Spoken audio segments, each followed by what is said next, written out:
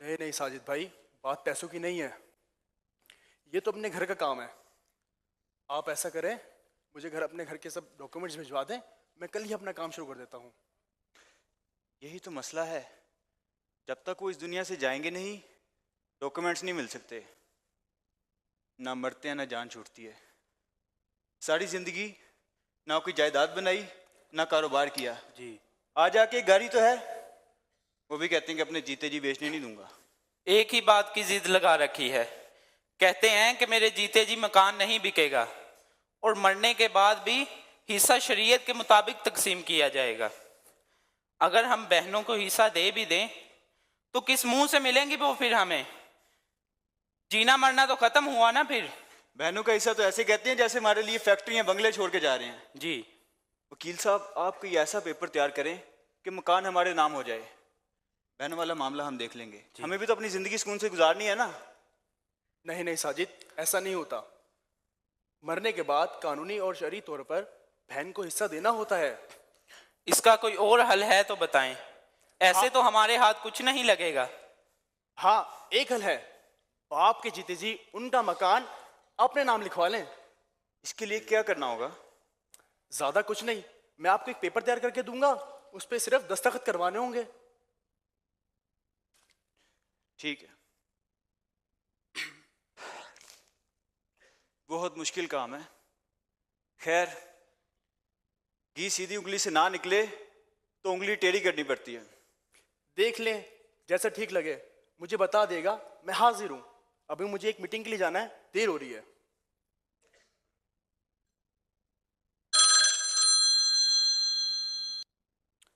السلام علیکم.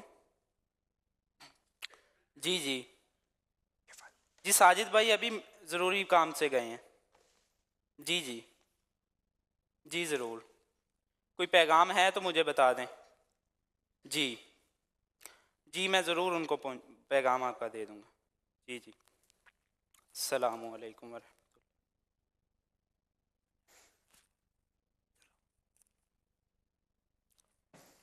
میری بات سن بیٹا، ایسا نہ کر، میں آپ کو بول رہا ہوں ایسا نہ کر. ان کو جو ہے تنگ نہ کر، میں تمہیں بول رہا ہوں. اللہ تین جوانیاں مانے، تیرے پیو نو تیرے تے بڑی امیداں نے. انہوں تنگ نہ کر میرا پتر، انہوں تنگ نہ کر. میری بات سن میری. مجھے کوئی بات نہیں سنی. اس پہ سائن کریں اور مکان میرے نام کریں. بیٹا مرنے کے بعد سارا کچھ تیرا ہی ہے بیٹا، تیرا ہی ہے. اگر یہ بات ہے تو بہن کو اس میں کوئی حصہ نہیں ملے گا، ان سب کو بتا دیں. بہنوں کا حصہ ہوتا ہے بیٹا، ہوتا ہے بہنوں کا حصہ. جب شریعت نے ان کو حق دیا ہے تو ہم کون ہوتے ہیں ان کا حق چھیننے والے؟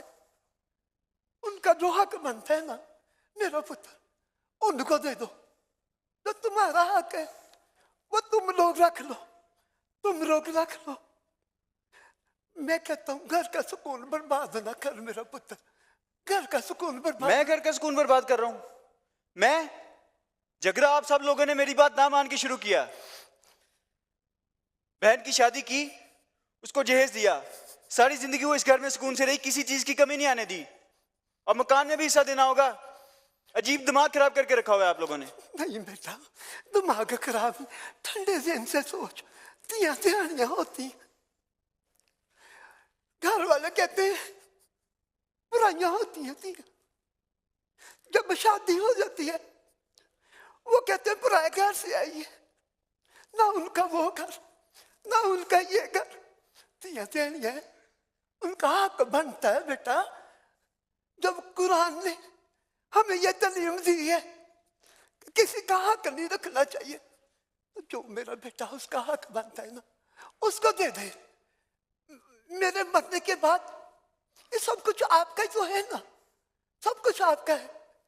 میں کہتا ہوں اس کو چھوڑ دے، جو اس کا حق بنتا ہے اس کو دے دے. یہ سب کچھ ادھر ہی رہ جانا ہے پتر، ادھر ہی رہ جانا ہے سب کچھ. ایک ایک کر کے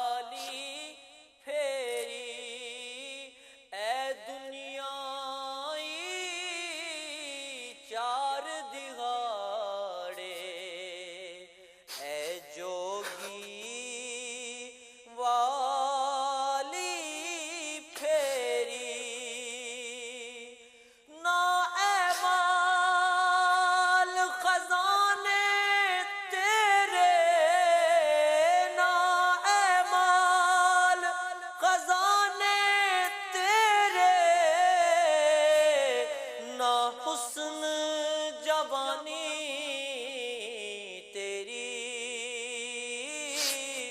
جس دامال اس لے جانا اے تینوں ایویں ہرس بدھیری جس دامال السلام علیکم ورحمۃ اللہ وبرکاتہ. کیسے بابا؟ وعلیکم السلام. آپ سے بھی مزید کیسے ہیں آپ؟ ٹھیک ہیں؟ خیریت سے؟ چنگے ملے تھے آدھی کیا ہو گیا بابا جی؟ اب پچھلے پروگرام میں بھی پریشان تھے. یہ وہی بیٹا جو باہر گیا تھا واپس آ گیا؟ کیا بتاؤں عبداللہ؟ کیا ہوا بیٹا؟ کیا مسئلہ ہے بتاؤ. بڑی سی ضد کر رہے سمجھا دے پیار سے. ٹھیک ہے یہ بہنوں کو حصہ نہیں دیتا. یہ دے میرا بیٹا. آپ کیسے ہیں؟ ٹھیک ہیں؟ آئے میرے پاس آئیں، میرے پاس آئیں. دیکھیں آپ یہ کہہ رہے تھے، میں سن رہا تھا اپنے والد صاحب سے. پہلے تو میرا بیٹا اپنے ابو سے ایسے بات نہیں کرتے. والد تو سایہ دار درخت ہوتا ہے. اس بڑھاپے میں تو ہمیں ان کی خدمت کرنی چاہیے، ان کی دعائیں لینی چاہیے. یہ اپنے لیے تو کچھ نہیں مانگ رہے نا، یہ آپ کے لیے اور اپنی بچیوں کے لیے کہہ رہے ہیں. ماں باپ کے لیے بیٹے بھی برابر ہوتے ہیں، بچیاں بھی برابر ہوتی ہیں. یہ بہت بری بات ہے کہ ہم بہنوں کا حق ماریں. یاد رکھیے وراثت کا جو حکم ہے نا وہ قرآن و حدیث سے ثابت ہے. یہاں موجود اسلامی بھائیوں سے، مدنی چینل کے ناظرین سے بھی بات کرنا چاہوں گا. یہ وبا بڑی بڑھتی جا رہی ہے کہ لوگ کہتے ہیں جناب ہم نے بہنوں کا حق نہیں دینا، بھائی اپنی بہنوں کا حق نہیں دیتے. بلکہ یہ بھی ہونے لگا ہے کہ بڑے بھائی اپنے چھوٹے بھائیوں کا حق نہیں دیتے. خاندان میں کوئی یتیم ہوتا ہے تو اس کا حق نہیں دیتے. یاد رکھیے وراثت یہ قرآن و حدیث کا حکم ہے، اس میں بالکل کوتاہی نہیں کرنی چاہیے. میں چند باتیں آپ کو بتاتا ہوں. وارث کو اس کا حصہ دینا اللہ تعالیٰ کے احکام کی اطاعت ہے، جبکہ اسے محروم کر دینا یہ کافروں کا طرز عمل ہے. احکام الہی کی صریح بالکل واضح خلاف ورزی ہے اور جہنم میں لے جانے والا عمل ہے. اللہ کریم قرآن مجید میں ارشاد فرماتا ہے وَتَأْكُلُونَ التُّرَاثَ أَكْلًا لَمًّا وَتُحِبُّونَ الْمَالَ حُبًّا جَمًّا. ترجمہ کنز العرفان. اور میراث کا سارا مال جمع کر کے کھا جاتے ہو اور مال سے بہت زیادہ محبت رکھتے ہو. سرکار دو عالم علیہ الصلوۃ والسلام فرماتے ہیں من قطع میراث وارثہ قطع اللہ میراثہ من الجنۃ یوم القیامہ. میرے بیٹا غور سے سنو، ہم سب کے آقا اللہ کے آخری نبی فرماتے ہیں یعنی جو شخص اپنے وارث کی میراث کاٹے گا اللہ تعالیٰ قیامت کے دن جنت سے اس کی میراث کو کاٹ دے گا. آج میں کسی کا مال دبا لوں اور مجھے جنت میں جانے سے ہی روک لیا جائے، اس مال کا کرنا کیا ہے؟ ارے بہنیں تو بھائیوں کا مان ہوتی ہیں، ان کو حق دیجئے، اللہ آپ کے مال میں برکت ڈال دے گا. وراثت کے مسئلے میں سنگین ترین صورتحال یتیموں کو وراثت میں محروم کرنا ہے، انہیں حصہ نہ دینا ہے. اللہ تعالیٰ قرآن مجید میں ارشاد فرماتا ہے ان الذین یأکلون اموال الیتامی ظلما انما یأکلون فی بطونہم نارا وسیصلون سعیرا. آسان ترجمہ قرآن کنز العرفان. بے شک وہ لوگ جو ظلم کرتے ہوئے یتیموں کا مال کھاتے ہیں وہ اپنے پیٹ میں بالکل آگ بھرتے ہیں اور ان قریب یہ لوگ بھڑکتی ہوئی آگ میں جائیں گے. ہم کیسے جہنم کی آگ کو برداشت کر سکیں گے؟ اگر پیٹ میں آگ بھر لیں گے تو برداشت کیسے ہوگا؟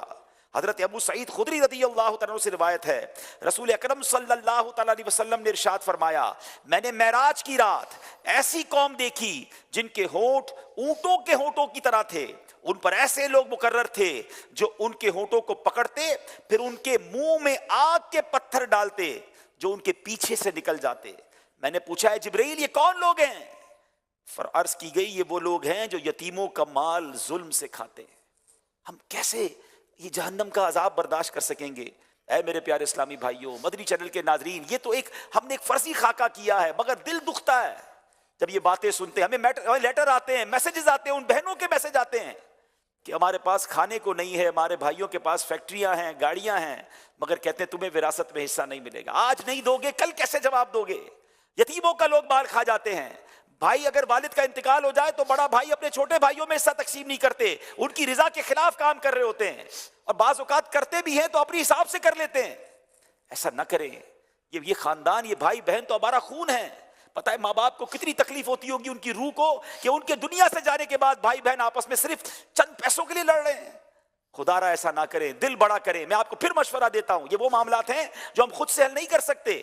ہمیں علماء کرام سے، مفتیان کرام سے رجوع کرنا چاہیے. آپ کی دعوت اسلامی آپ کو آفر کرتی ہے، آئیے ہمارے دارالافتاء اہل سنت میں. آپ چل کر نہیں آ سکتے، آپ ہمیں ای میل کر سکتے ہیں، آپ ہمیں فون کر سکتے ہیں، آپ ہم سے رابطہ کیجئے.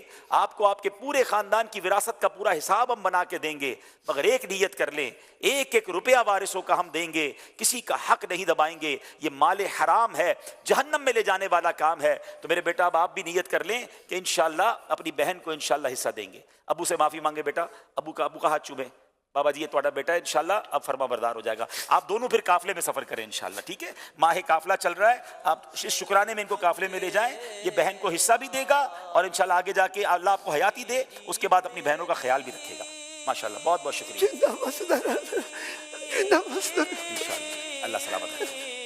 بہت شکریہ، جزاک اللہ، جزاک اللہ. نہ میری نہ ہائے ہائے تیری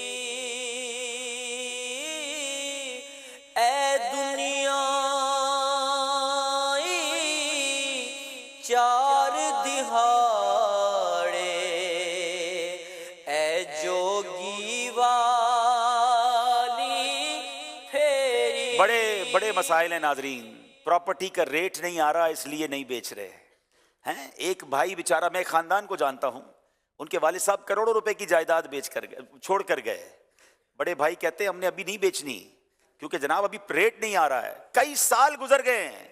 ان میں سے ایک بھائی انہی کی فیملی کا رکشہ چلاتے چلاتے دنیا سے چلا گیا. کروڑوں روپے والد نے چھوڑے تھے، مگر بھائی بہنوں میں اتفاق نہیں ہے، شریعت کے معاملات پر عمل کا ذہن نہیں ہے. کیا کریں گے ایسا مال؟ خدا کے واسطے شریعت کے حکم کو مانیں. یہ اللہ رسول کا حکم ہے. اور جائیے علماء کرام کے پاس. فوراً اگر کسی کا انتقال ہوتا ہے تو اس کے تمام جو ترکہ ہے اس کو علماء کرام کو بتائیں کہ یہ میت نے چھوڑا ہے. اب بتائیے ہمیں کس طرح اس کو تقسیم کرنا ہے. یہاں میں والدین سے بھی عرض کروں گا، یہ وہ والدین، عموماً ان گھروں میں یہ پرابلم ہوتی ہے جہاں والدین دنیا تو بہت سکھاتے ہیں، کاروبار تو بہت سکھاتے ہیں، مگر دین نہیں سکھاتے. اگر بچوں کی دین کے مطابق تربیت ہو جائے، قرآن و حدیث پڑھنے والے اور علم دین والی اولاد بن جائے، تو پھر وہ بھائی بہن جڑے رہتے ہیں، وہ پیار سے رہتے ہیں، وہ شریعت کے احکام پر عمل کرتے ہیں. اللہ ہم سب کو اپنی اولاد کی بھی بہترین تربیت کرنے کی توفیق عطا فرمائے. آج یہ جو سمجھ لیجیے خاکہ تھا، بڑے دکھی دل سے ہم کر رہے ہیں. ہم نے یہ جب پلان کیا تھا اس وقت بھی یہی تھا کہ کاش کسی ایک بہن کو اس کی خوشی مل جائے، کسی ایک یتیم کو اس کا جو حق کسی نے مارا ہے اسے مل جائے، ہماری مغفرت کا اور ہمارے لیے صدقے کا یہ باعث بن جائے. اس پیغام کو عام کیجیے گا، بلکہ اس خاکے کے جب ہم ویڈیو کلپس بنا لیں گے تو پلیز اس کو آپ شیئر بھی کیجئے گا. نہ جانے کیا کیا لوگ شیئر کرتے ہیں. یہ دعوت اسلامی والے ہمیں شارٹ کلپ بنا کے قرآن و حدیث کی باتیں، عشق رسول کی باتیں، شرعی احکام کی باتیں بتاتے ہیں. اس کو شیئر کیا کریں، کوئی عمل کر لے گا ہمارے لیے بھی انشاءاللہ صدقہ جاریہ کا باعث ہوگا. صلو علی الحبیب صلی اللہ تعالی علی محمد.